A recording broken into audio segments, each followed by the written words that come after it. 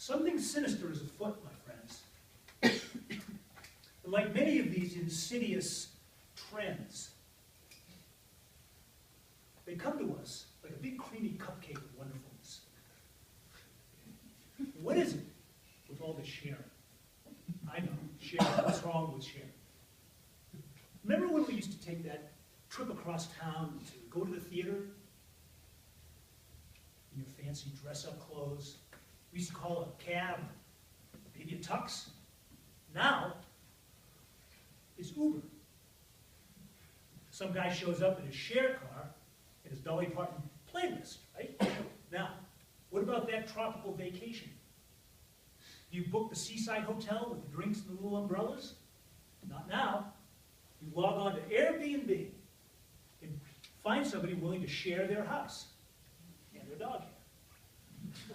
Look, your cat throws up a hairball in potato salad. And what's the second thing, hopefully, that you do? You take a cute picture and you post it on Pinterest, for Pete's sake. And how about that shallow, half-baked thought that flitted through your mind this morning? Easily and should have been forgotten? Write it down. Tweet it. We share all our banalities now with the whole world. Okay?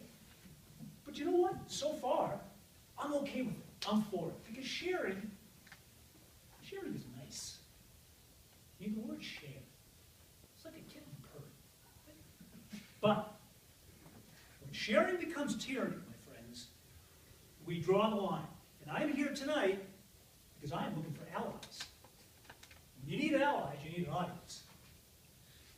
And now, not only do I have an audience, but I have an audience of Toastmasters, who we all know will sit and listen politely to just about anything. So, pay attention. They could be talking about you, or you, or you. And we'll know who you are before this is over. As you squirm in your seat or slink for the fire exits. But for the rest of you, I'm asking for resistance.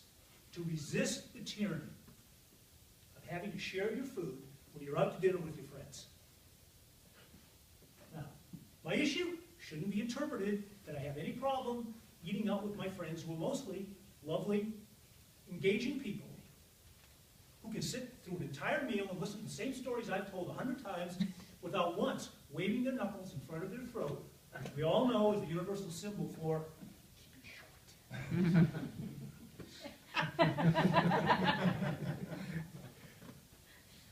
But here's the thing. You go to a nice place, you open the menu, and you see something you really want to eat. And just as your stomach is getting worked up for some delicious poached halibut with hollandaise sauce, somebody at the table pipes up, let's share. Or, everybody orders something different so we can all share.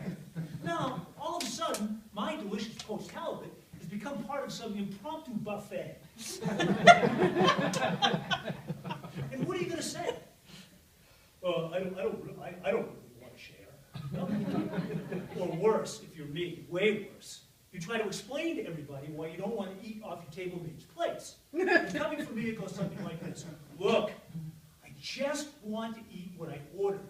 Okay, I'm not interested in sharing 3/4 of my delicious halibut for your seafood gumbo or your vegetable louis, because if I want to louis your gumbo, I would have ordered it in the first place. And by now, I'm stabbing the air with my fork. Oh, and furthermore, if I wanted all of these completely unrelated flavors commingled on my plate, I would have brought one of those plates that I used to eat off of when I was 4 years old and had the little ridges to separate food. Now, regrettably, I go on and on here, making more cogent, if long-winded points, but you get the idea. Now, you look across the table and everybody's going to be completely dumbstruck, okay? And one person is going to chime in, well, you can certainly have whatever you like, in a polite tone laced with acid. And then, turning to the rest of the crowd, as if I'm deaf or not even, or invisible, she'll say, Michael will be having his own meal this evening. Okay, now I did just refer to the perpetrator as a she, so let me explain. Scientific studies have shown that 80% of food sharers are in fact female. To understand why this is female behavior, we need to go back to the origins, caveman days. Male behavior, caveman number 1, bops caveman number 2 on the head so that he can shove his spear in the woolly mammoth. Drags the carcass back to the cave. And what happens? Female behavior. Cave woman carves woolly mammoth up into steaks and distributes it equally among everybody. So the caveman number 2 gets the same share as caveman number 1, and he didn't do anything. But I digress. Back to the table. Now, you can just about forget any notion you've had of being witty or even like at the table.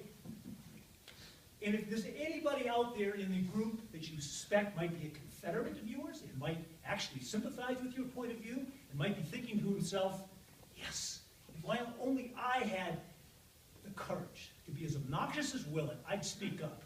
Good show, old boy.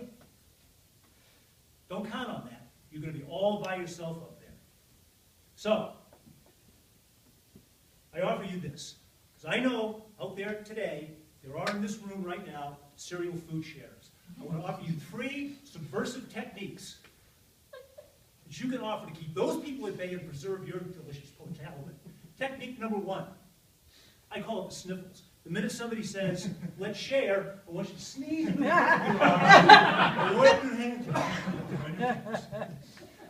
then it'll be fine to say, okay, technique number 2.